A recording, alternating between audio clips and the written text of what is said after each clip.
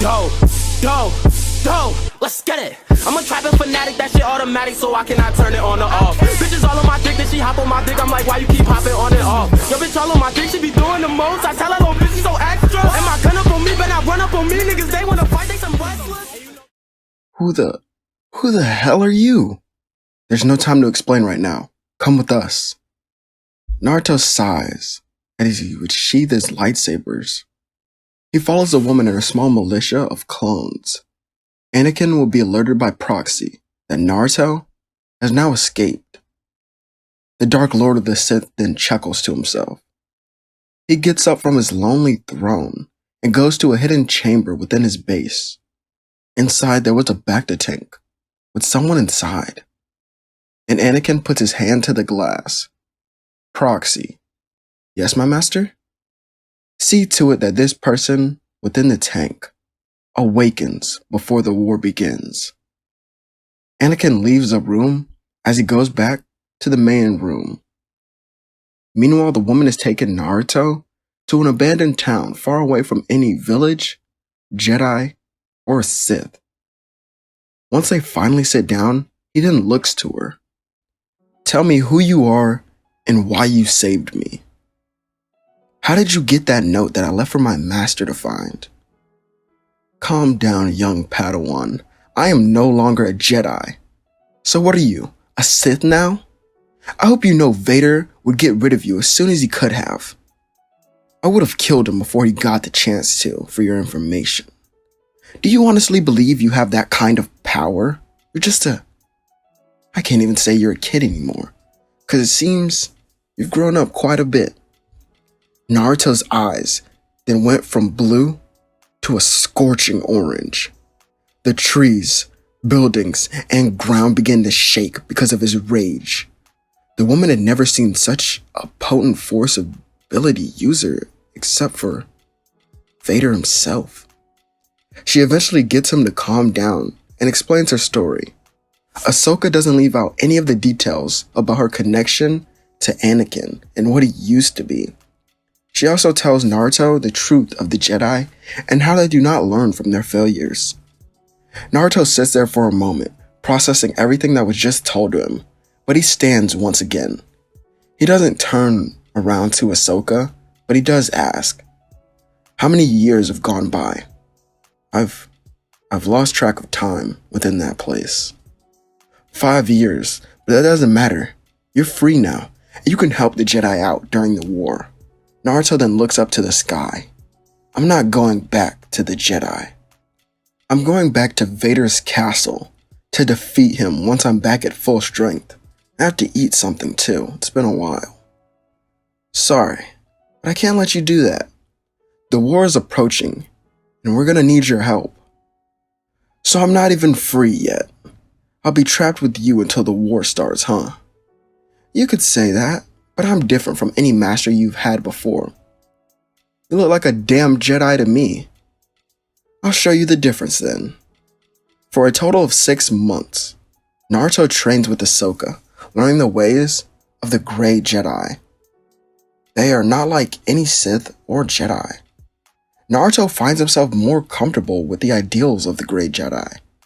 Perhaps due to not being born into the Jedi lifestyle, or not being raised as a Sith from birth.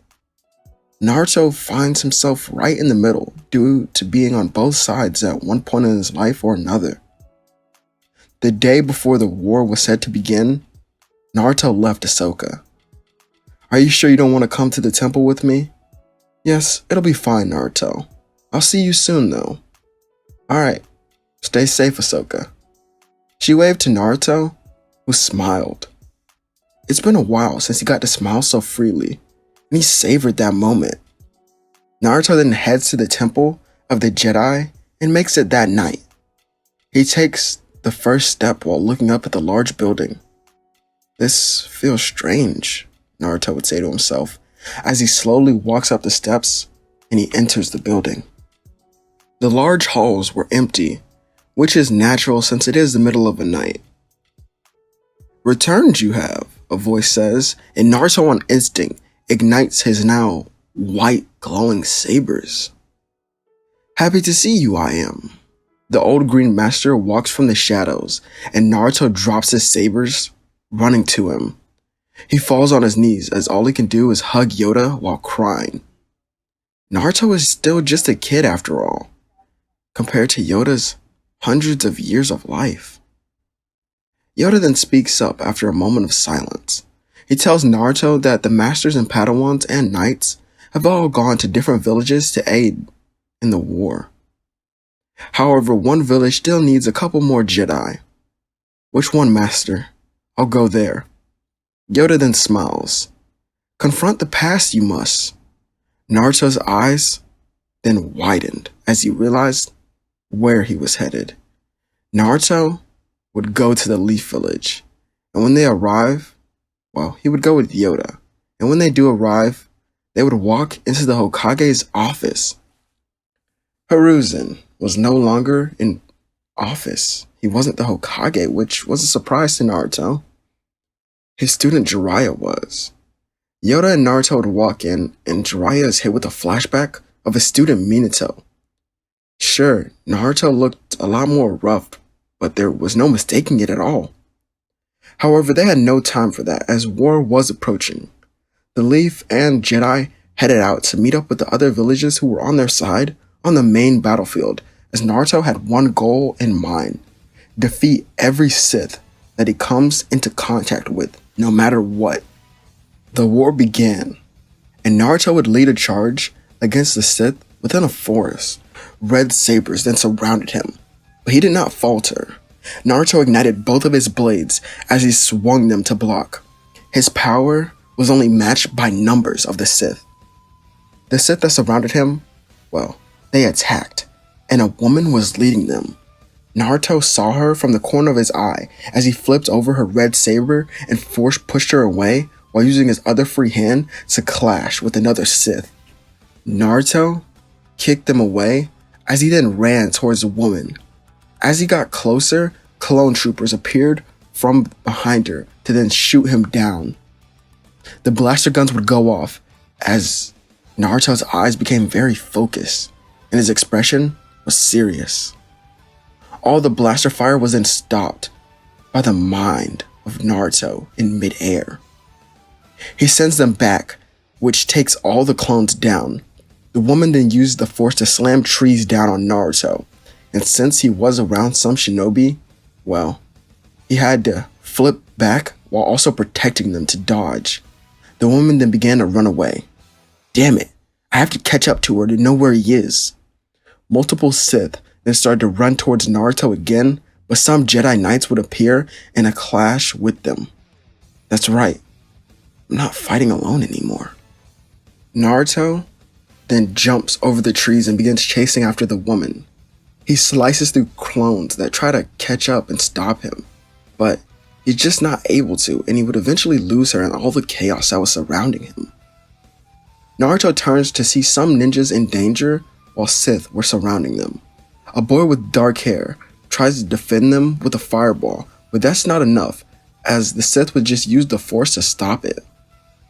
The red saber was then swung at the dark-haired boy, who is Sasuke, but it doesn't connect, as they hear a very weird sound.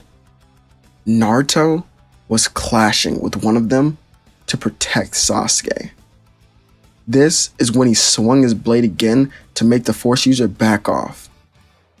You guys mind helping me a lot? There seems to be a lot of them. They all agree as the Konoha 11 would then rush in with Naruto. Sasuke used the Chidori to catch one of them off guard, stabbing him through the chest. Before another strike could kill Sasuke while he wasn't paying attention, Shikamaru used the Shadow Possession Jutsu to take control of one of them, as Sakura would see her opportunity as he jumps forward, kicking that Sith, sending her flying. Naruto then clashed with two at a time. His fighting style was so different from any Sith or Jedi. It was random and hard to read. He moved wildly, yet it was controlled to a point where it was effective. Naruto dodged the Crimson Blades over and over while smiling, ducking under the strikes, as he then ignites his blades at the same time once again, stabbing both of the Sith in the chest as it would fall to the ground. More clone troopers would appear and begin to arrive on the battlefield, But these clones were a little different. They sported black and white armor and were wielding blasters and energy blades. However, Naruto thought to himself, these clones couldn't have been Force users. They must have created fake kyber crystals somehow to power these blades. Naruto then tells everyone to stand behind him, as he plans to take care of it in one glow. As sparks begin to fly from his body, he then pulls back both of his arms as he sends out a monstrous force. As the force traveled, sparks began to fly from within it, as there was lightning in the center, and it caused all the clones to then dissipate into ashes once hit. As Naruto begins to breathe a little harder, the battle went on until nightfall, but the war was far from over at this point. At night, a camp was set up by the Konoha ninja and Naruto, who decides to rest for a little while. He meditates in the forest while closing his eyes to restore his exhaustion. After a while, he does get up as it's his turn to now patrol the area. He walks around for a while until a crimson blade would ignite. Naruto would ignite his own to face down his opponent, as a pale, bald man walks from the shadows. So I finally found you. I'll be bringing your head and saber to my master. Naruto watches as the Grand Inquisitor ignites the other side of his blade like Maul. Sorry to ruin your plans, but I don't think I'll die just yet, especially not from you. First, I plan to bring balance back to the Force. What foolish ideals you have. Let me show you how truly wrong you are. The pale man then rushes Naruto, who jumps into the trees. He sheathed his blades as he began to blend in with the night. Then he uses the Force to become a blur to the Sith, as Naruto dashes around the area with great speed, while the Sith would twist and turn his head in different directions, trying to predict where Naruto was going to appear from.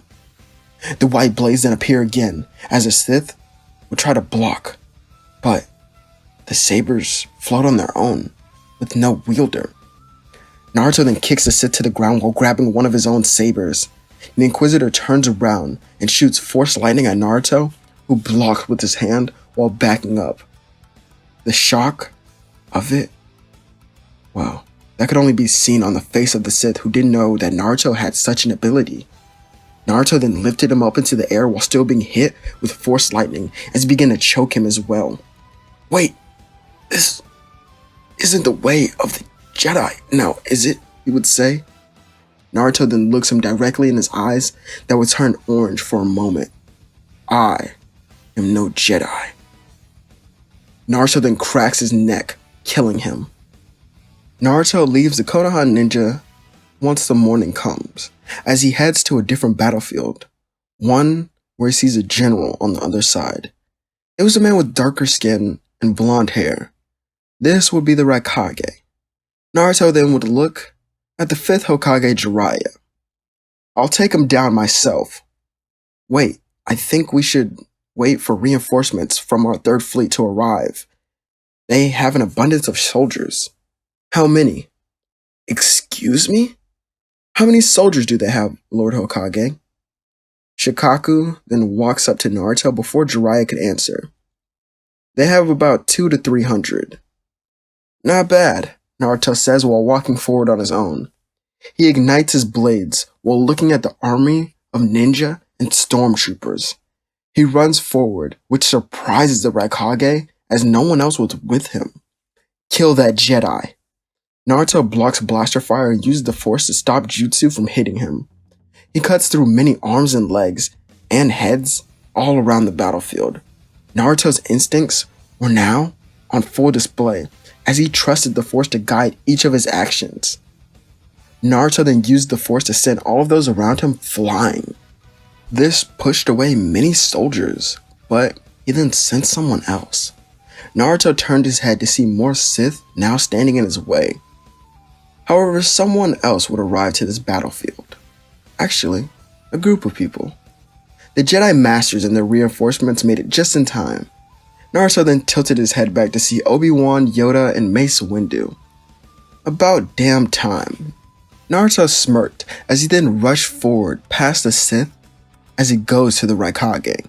He swung his saber through the many soldiers that appeared in his way. However, nothing could stop him. He had to make it to the Raikage to figure out where Anakin was. He just has to know. One of the Sith then tries to catch up to Naruto and uses the Force to stop him swinging his blade as Naruto kicked the dark side user away and Force pushed them back. He then jumps on the head of a clone and uses the Force to propel himself upward towards the Raikage. Before the man could speak, he was lifted into the air, where he would have all of his arms and legs broken, as now he falls to the ground. Naruto then pointed his saber at his neck. Where is Vader? I don't know where he is. Naruto then kneeled down and touched his forehead, trying to see through his memories, but he found nothing. Why could he not find someone who loves battle, someone who's so powerful? Why was the Force not guiding him to him? Was their battle not supposed to happen yet? Was Naruto rushing it too soon? Was he not ready?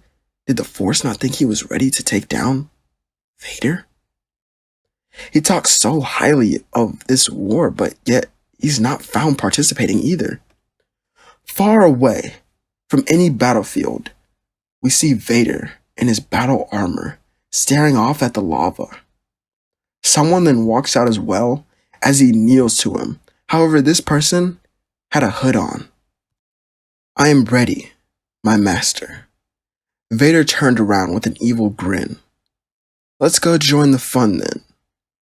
While resting, Naruto decided to meditate within the Force once again, as he then saw Ahsoka traveling on her own, as then he saw Vader as well. Naruto opened his eyes as he ran off that way. He sprinted into the direction where he sensed both of them. He wasn't cut off by the Sith woman from before. I can't let you go past, Naruto. I don't have time for you. He tries to get past her, but she was stronger than he thought. Their blades clashed over and over. Sparks would then fly around the area. Naruto used the Force to pull the ground, and he knocked the woman off balance. This allowed him to then swing at her open spot. As the woman tried to block, Naruto then used his other saber to slash off both of her hands. She screamed out in pain while looking at Naruto.